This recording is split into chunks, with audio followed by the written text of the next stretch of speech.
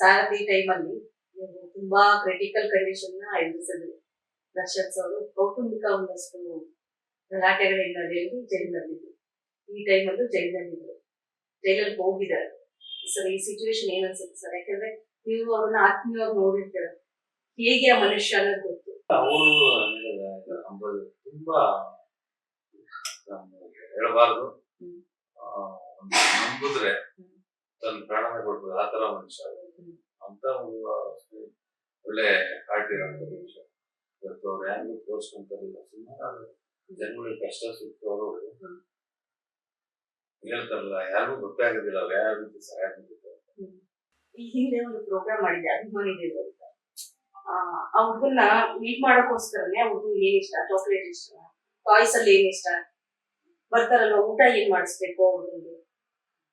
ಸೆಟ್ಗೆ ಹೋಗಿದ್ದು ಕೂಡ ವಿಕಿರಣ್ status set ಅಲ್ಲಿ ಮೀಟ್ ಮಾಡಿಸಿದಾಗ ಅವರು ಏನ್ರಿ ಯಜಮಾನ್ರೆ, ರಾಜ್ಕುಮಾರ್ರೆ ಹೇಗಿದ್ರ, ಒಂದು ಚೂರು ಅಮ್ಮು ಇಲ್ದೇ ಇರೋಂತ ವ್ಯಕ್ತಿ. ಆ ವ್ಯಕ್ತಿಗೆ ಈ ತರ ಆಗಿದ್ದು ಕೂಡ ತುಂಬಾ ಬೇಜಾರದ ವಿಷಯ. ಯಾಕೆಂದ್ರೆ ಸಾವಿರಾರು ಜನಕ್ಕೆ ನಮ್ಮ ಇಂಡಸ್ಟ್ರಿಯಲ್ಲಿ ಸುಮಾರು ಜನ ಮಾತಾಡ್ತಾರೆ. ಯಾಕೆಂದ್ರೆ ದರ್ಶನ್ ಅವರು ಒಂದು ಸಿನಿಮಾ ಸ್ಟಾರ್ಟ್ ಆಯ್ತು ಅಂದ್ರೆ ಲಕ್ಷಾಂತರ ಜನ ಅವರಿಂದ ಊಟ ಮಾಡ್ತಾರೆ, ಅನ್ನ ತಿಂತಾರೆ.